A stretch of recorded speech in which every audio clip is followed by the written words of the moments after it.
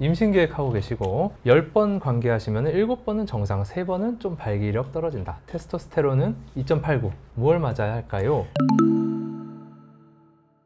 예나스테론이라고 하는 거는 한 2, 3주 정도 가는 그 주사제 호르몬 보충, 남성 호르몬 보충 주사입니다.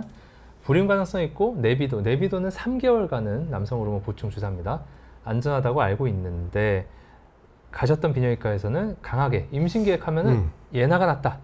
요거는 좀 중요한 질문이셔서 잘 네. 봐주시면 좋을 것 같고요. 그 임신 계획 갖고 계시거나 미혼이신 분들 발기력은 좀 떨어지고 남성 호르몬 수치는 지금 2.89면 애매하게 조금 낮은 정도죠? 네, 정상이긴 하죠. 2.5에서 정상 범주는 8.4 들어가죠. 정상이니까. 네. 그래서 정상 범주 안에서 좀 낮은 군에 속하긴 하지만 저는 이게 발기부전의 직접적인 원인일지 아닐지는 모르겠고요. 네. 그 다음에 임신 계획 중이시라면은 정액지표, 정액 검사 해보셨는지 궁금하고요. 저 같으면은 그 TRT가 이제 테스토스테론 리플레이스먼트 테라피, 호르몬 보충요법의 준말인데 저 같으면은 치료를 권하지 않겠습니다. 그러니까 우리가 승인받은 주사 치료가 두 가지가 있는데 내비도랑 예나스테론 이렇게 두 가지를 쓰는 거거든요.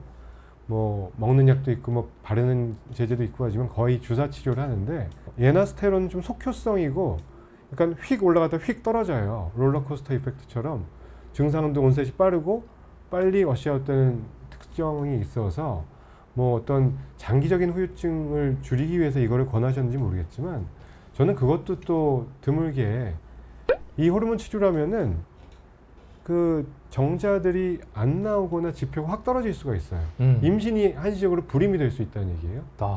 임신을 목전에 두시고 계획하고 계시다고 했으니까 저 같으면 이거는 권하지 않을 것 같습니다. 네.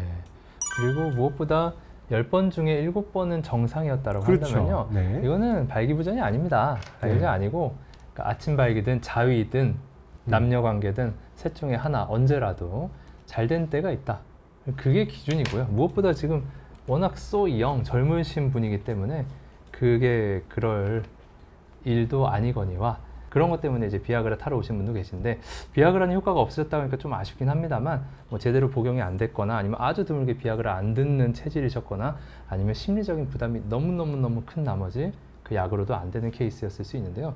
여튼 지금 발기부전이 아니라고 저는 보기 때문에 그걸 해결하기 위한 그 호르몬 주사가 들어가면은 외인성 남성 호르몬이 들어오기 때문에 우리 몸에 그 뇌의 탈라무스 쪽부터 시상압으로 내려와서 고안에 있는 두 가지 중요 세포, 세르톨리 세포라고 해서 정자를 만들어내는데 도움을 주는 세포와 그리고 라이디히 세포라고 해서 남성 호르몬을 만들어내는데 도움을 주는 세포, 그들을 다 이렇게 음성 피드백으로 해서 건드려서 일시적으로 정자 생성 능력을 굉장히 떨어뜨릴 수가 있거든요. 그러니까 뭐 쉽게 얘기하면은 외부에서 주사를 맞으면은 얘가 되게 그 일을 많이 하고 있네라고 잘못 혼동을 줘서 그러면은 음성 되먹이 기전으로 그러면 이제 고환들이 좀 일을 덜 해야 되겠다 뭐 이런 식으로 생각을 해서 오히려 그 최종 산물인 정자들은 뭔가 더 떨어질 수도 있다는 얘기죠. 네, 그래서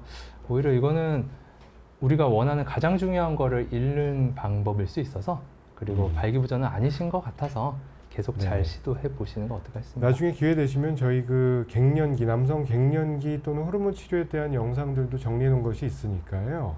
한번 참고해 주시면 좋을 것 같습니다. 네.